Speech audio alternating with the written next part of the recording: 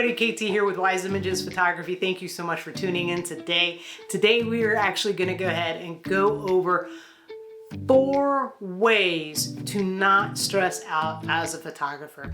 Just so you guys know a little bit about my background, I have been a photographer for about 20 years. I loved playing with video cameras and photography cameras when I was little, but I turned more pro about 20 years ago. But I've had a very unique journey, and these are some of the things that I kind of found that were stressing me out as a photographer. And I'm hoping that if I share this with you, that it will help you to not get stressed out as well. So if you like learning about nature photography and going on field adventures, make sure you think about subscribing to the channel. And hey, you know what? Let's get going. The first thing I would like to say is don't compare yourself to others. And that's a really hard one. And I think it's important to look at other works and check out what other people are doing. However, I want you to remember to not compare yourself to them in the fact you look at it and then you start getting bummed out and you beat yourself up and you're like, oh, I'm not as good as that person, or I'm not good as that person, or oh man, look how many likes that person gets, or how much this person is getting. Remember that you have your own unique journey. You started at a particular time period. You have maybe only dedicated so many hours to your craft. Maybe you're self-taught. Maybe you are working with somebody who is helping you out. Maybe you have a coach who's guiding you. Maybe you've never worked in a photography studio before. Maybe you have. All these different little factors play a part in where you are at the time in your life, so to speak, when it comes to your photography. So I just want to remind you guys to do not compare to others. For example, with myself, I started off doing kind of more like a point and shoot kind of deal, kind of like a photo shoot deal. But this is what digital started out. This is when I kind of went pro. And I remember it was like everything was behind, you kind of moved in, you took the shot, and they moved out. And it was kind of the what do they call this? There's a technical name for it. I can't remember it. Basically, it's the step and repeat, step and repeat, step and repeat.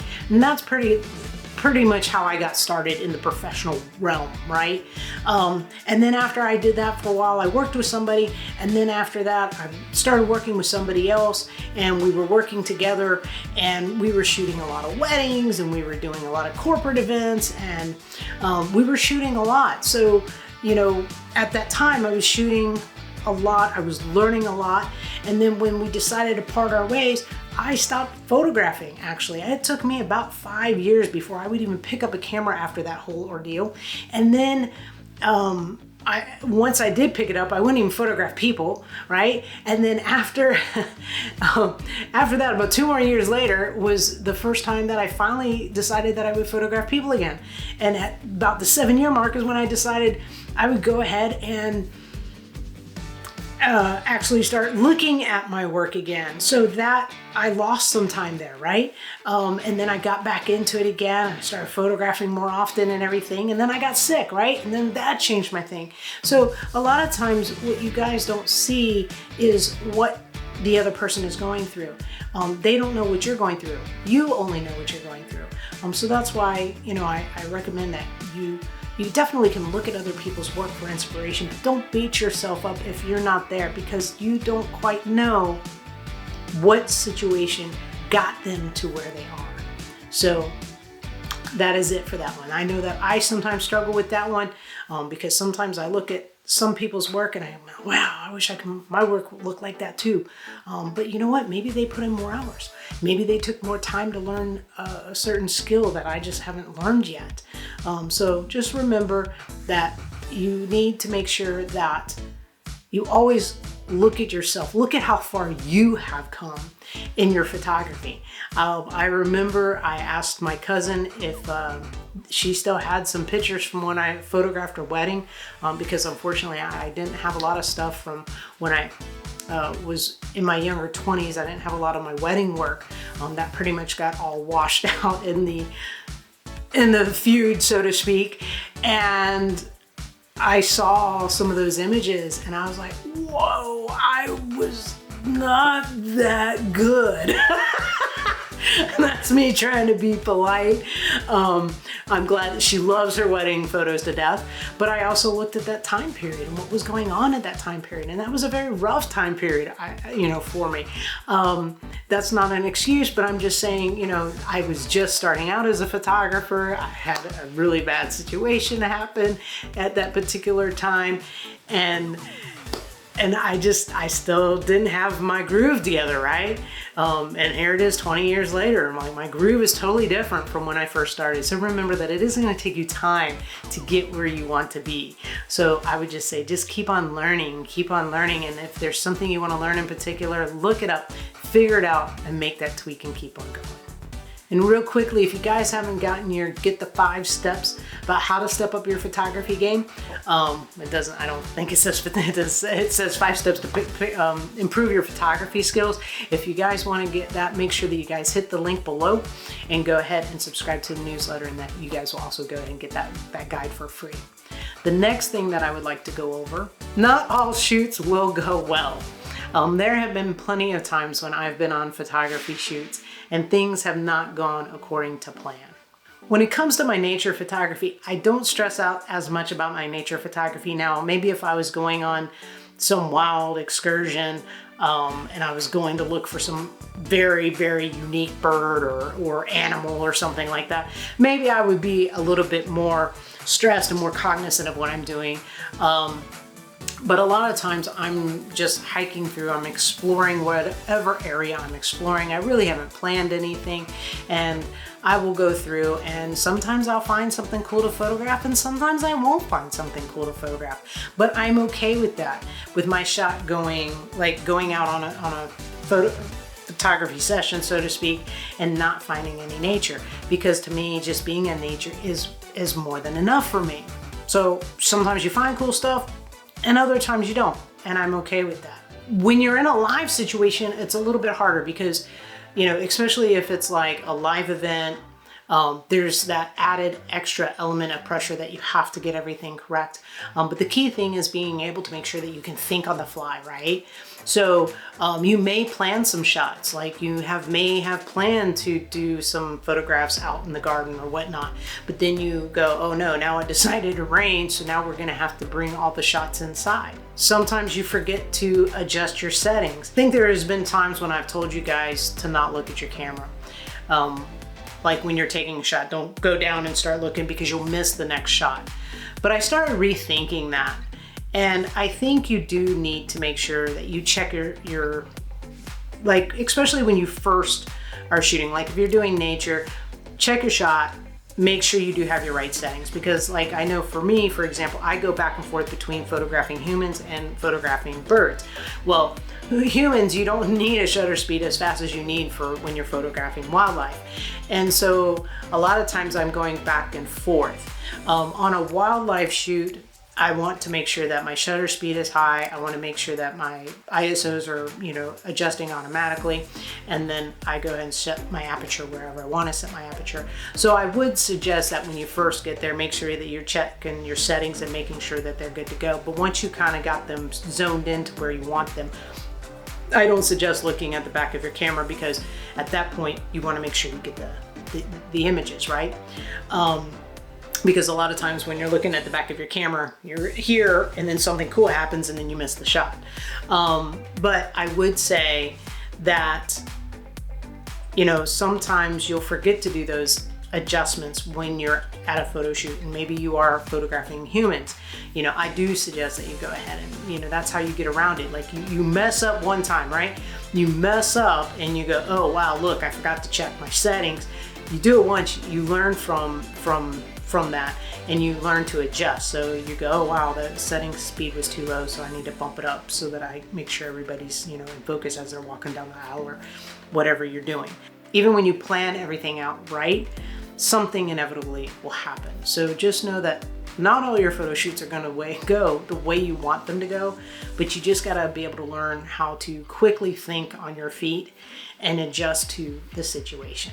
If you guys are finding value in this, make sure you go ahead and give a like. And if you don't want to miss anything else in the future, make sure you subscribe and hit that notification bell. Next up, accept failure as a learning opportunity and learn to let go. And this kind of goes in hand with the previous one. There's been some times that I've had to eat some humble pie. I'm a perfectionist.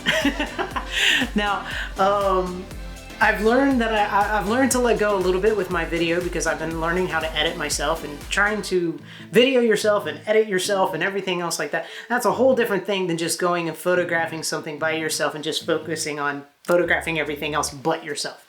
You know, so I've learned to let go of some of that perfectionism, but you know, I've seen so many of my students and they literally get paranoid. They are so much of a perfectionist that they won't even try anything. And I really don't want to see that for you all. I want you guys to try something, fail at it, and go, wow, look at that huge lesson that I just learned. For example, when I was doing weddings, I realized that doing 3 weddings in one weekend was a horrible idea, because by the time I got to the 3rd wedding, I was done, you guys. I was totally zonked. You know, maybe you've never shot in an overcast day and you go out and you do a photo shoot and you come back and all your images are super soft and you're like, oh, what is going on here? You learned that maybe a little bit of fill flash would have been perfect to keep everything a little bit more sharp.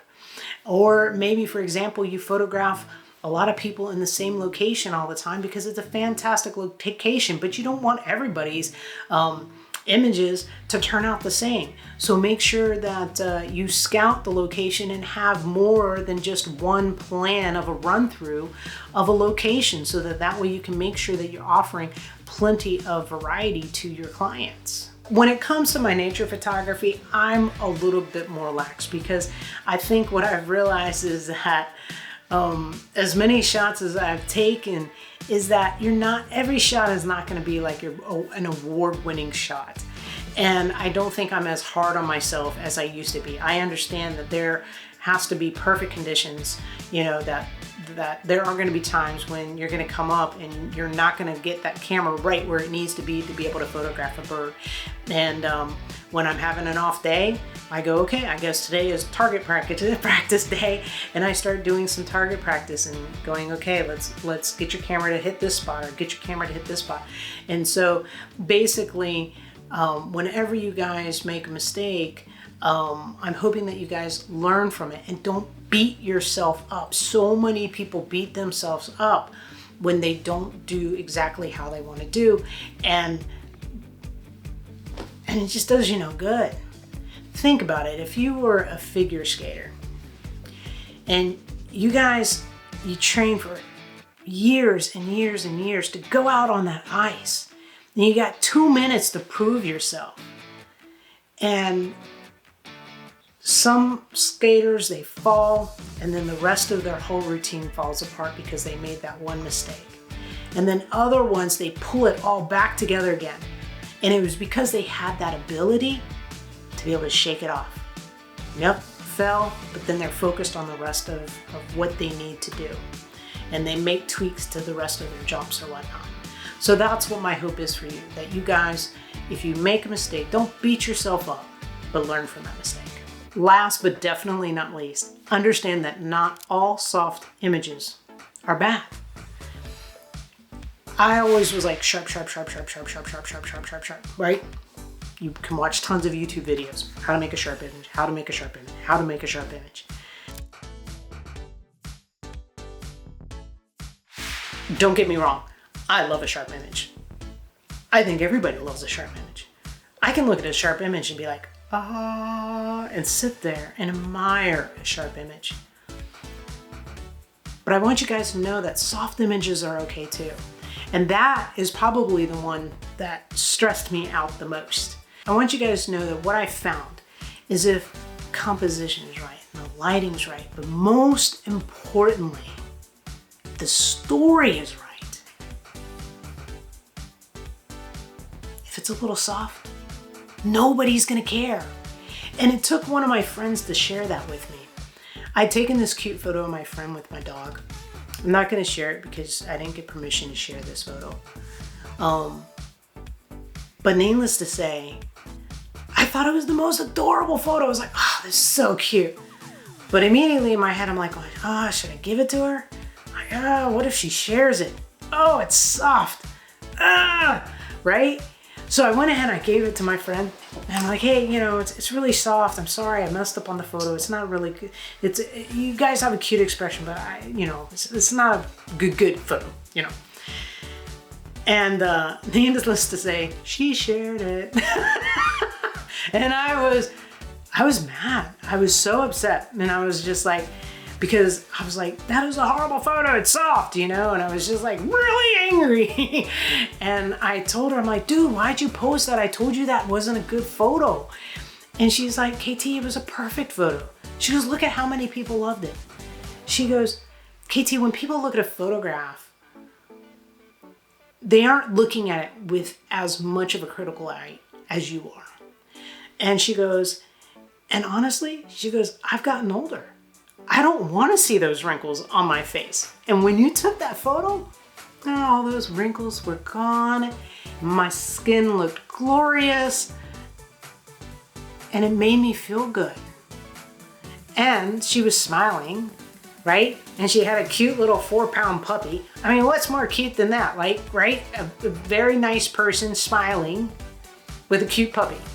And she made me realize that even a soft photo can look good.